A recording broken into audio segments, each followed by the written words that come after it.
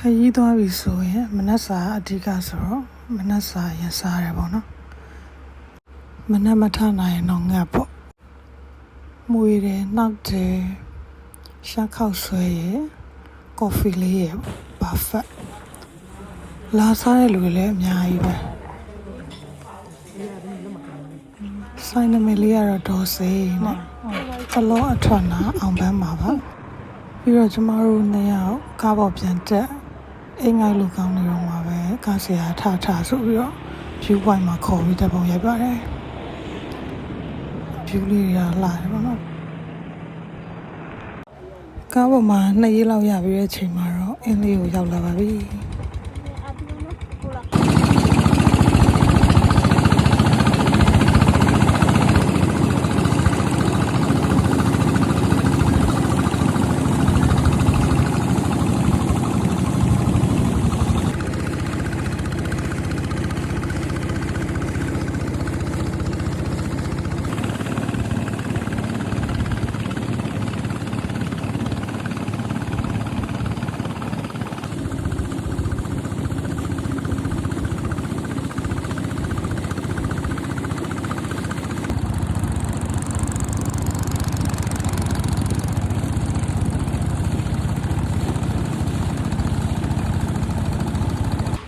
နေပူထဲမှာလေကြာကြီးစီးပြီးတော့ရက်ကန်းစံရောက်ပါတယ်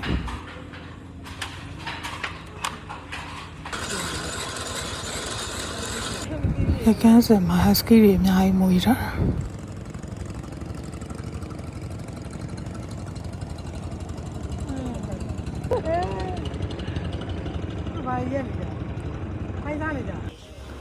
ကျမတို့ကအလိုပဲခွေးလေးနဲ့ဆိုစကားပြောနေကြပါ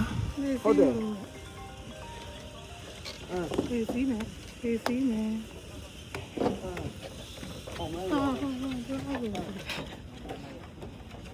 လိုက်မလား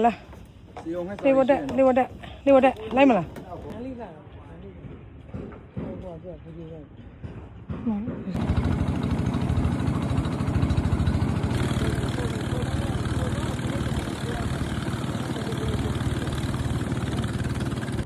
ဒီရက်ကန်းစင်ကဈေးမှန်နေဆိုလို့ဒီဆိုင်မှာတော်တော်ကြာကြာကြီးကိုပတ်ပြီးတော့ဝယ်ခဲ့ပါတယ်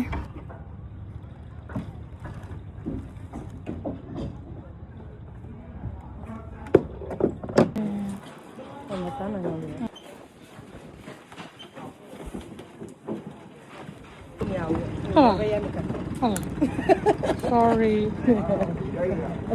အခလီလေးကလည်းပါးလေးနှစ်ပတ်ကိုရဲနေတယောက်တည်းလှေလော်ပြီးပန်းရောင်း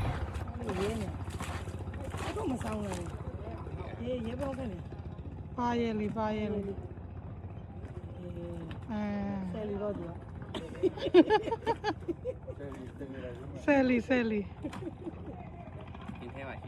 别晚去。ဟုတ်လားအော်ဘယ်ရမှာရောင်းမှာနေ့တိုင်းလားနေ့တိုင်းရောင်းတာတော့ပဲကဲဒီကပန်းနေ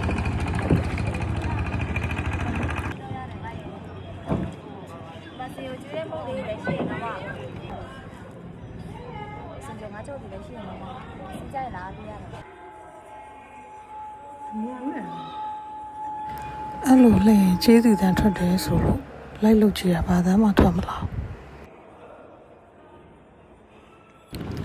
ဒီလေစားလေးကတော့ရေချက်ကြော်နဲ့ကျိုးတုတ်ထားတဲ့ငါးဒုက္ခနဲ့အစားခဲ့ပါတယ်ကော်ဖီလေးကလည်းမပါမဖြစ်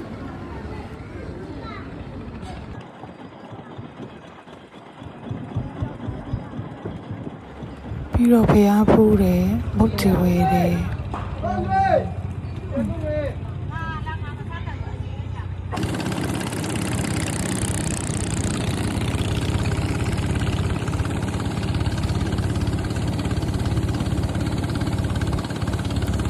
ခုထုတ်ကလမ်းကျတော့စတိုင်ရပြတ်သွားသေးတာအမှကျမတို့ကိုက်စီယာကြီးကတက်တိရှိရမယ်ဆိုပြီးထက်ချင်းချောက်တယ်ပေါ့နော်လေဦးထိတ်ကဓာတ်ပုံတွေကလွယ်ကူရခဲ့တာမဟုတ်ပါဘူးရှင်အဲ့လေကိုရေးလဲမှရက်ပြီးတော့ရိုက်ကြတာပါ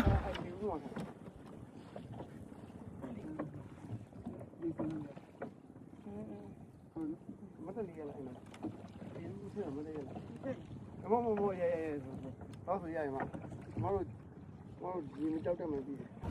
post မပေးတယ်လည်းကိစ္စမရှိပါဘူးဂိုက်ဆရာကြီးအတင်ပေးပါလိမ့်မယ်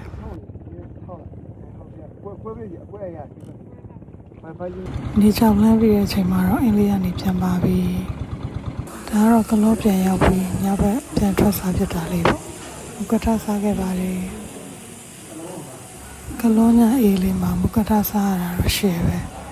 စီးရတော့တယောက်ကို2000နဲ့ဆိုင်ရတော့ည7နာရီစုပိတ်တယ် Sky House ဆိုတဲ့ဆိုင်လေးပါအဆုံးထိကြည့်ပေးလို့ကျေးဇူးတင်ပါတယ်ရှင်